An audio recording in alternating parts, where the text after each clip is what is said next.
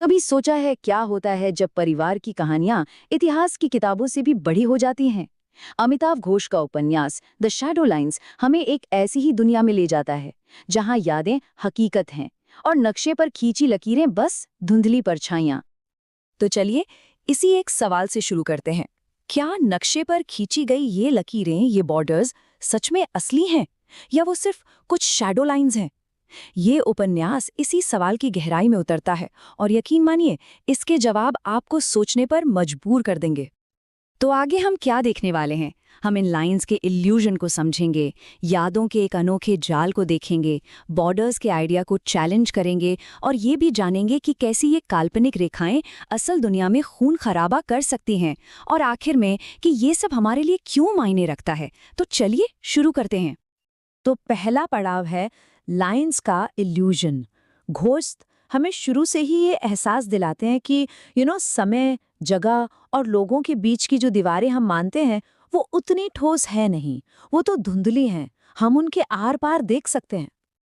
देखिए, ये सिर्फ एक कहानी नहीं है, ये इस बात पर एक गहरा चिंतन है कि कैसे किसी की दादी की कोई भूली बिसरी याद वर्ल्ड वॉर 2 जैसी बड़ी ऐतिहासिक घटना का एक जरूरी हिस्सा हो सकती है। असल में हमारी पर्सनल कहानियां ही तो इतिहास का ताना बाना बुनती हैं। और ये ताना बाना बुना कैसे गया है?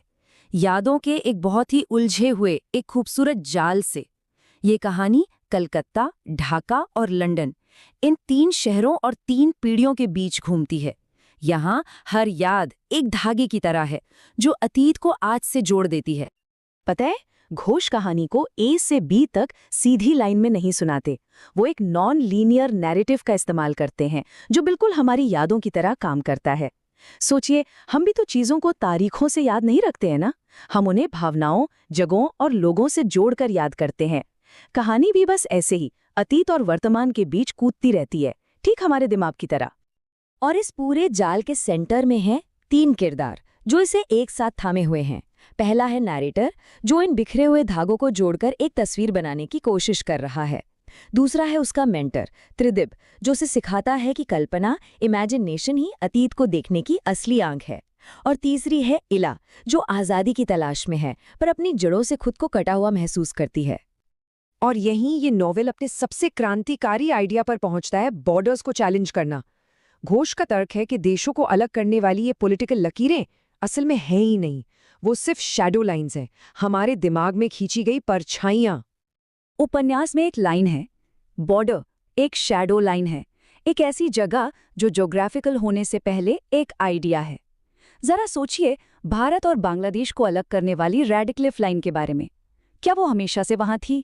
नहीं ना, उसे किसी ने नक्शे पर खींच दिया था। तो यहाँ 2 तरह की लकीरें हैं। एक नक्शे की लकीरें जो बनावटी हैं, बांटने वाली हैं, और दूसरी यादों की लकीरें जो इंसानी हैं, जोड़ने वाली हैं और असली हैं। नॉवेल ये कहता है कि असली ज्योग्राफी नक्शों पर नहीं, हमारे दिलों और दिमागों के अंदर है।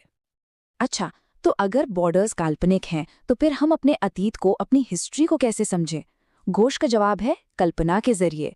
और कल्पना का मतलब सिर्फ कहानियां बनाना नहीं है, ये इतिहास को समझने का एक बहुत जरूरी टूल है। ये त्रिदिप का दिया हुआ सबसे बड़ा सबक है। वो सिखाता है कि हम दुनिया को तभी सही से समझ सकते हैं जब हम उसे दूसरों की आंखों से देखने की कल्पना करें। इमेजिनेशन ही वो पुल है जो हमें किसी दूसरे के दर्द और खुशी से जोड़ता है, चाहे वो हमसे कितना भी दूर क्यों ना हो।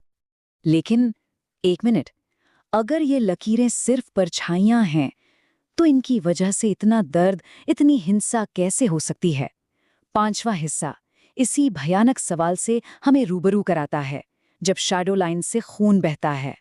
1964, ये वो साल था जब सब कुछ बदल गया।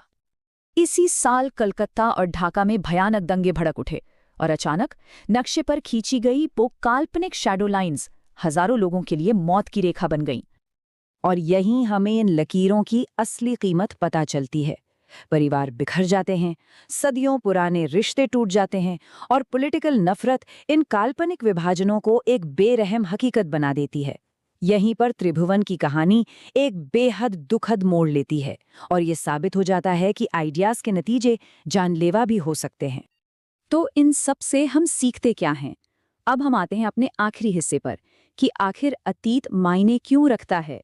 ये नॉवल सिर्फ एक कहानी नहीं, बल्कि एक चेतावनी भी है और एक उम्मीद भी। त्रिदिप की फिलॉसफी हमें दुनिया को देखने का एक नया तरीका देती है। पहला, बॉर्डर्स को हकीकत नहीं, बस नक्शे पे खींची लकीरें समझो। दूसरा, कल्पना को एक पुल की तरह इस्तेमाल करो, दूसरों से जुड़ने के लिए।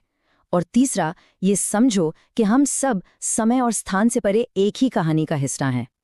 और आखिर में ये नॉवेल हमें बस यही याद दिलाता है कि हम सब यादों के एक अदृश्य जाल से जुड़े हुए हैं, और ये जाल किसी भी पॉलिटिकल बॉर्डर से कहीं ज्यादा मजबूत और कहीं ज्यादा असली है।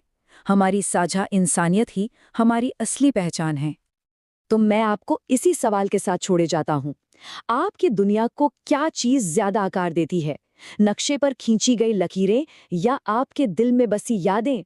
जवाब शायद आपकी अपनी शैडो लाइंस में ही कहीं छिपा है।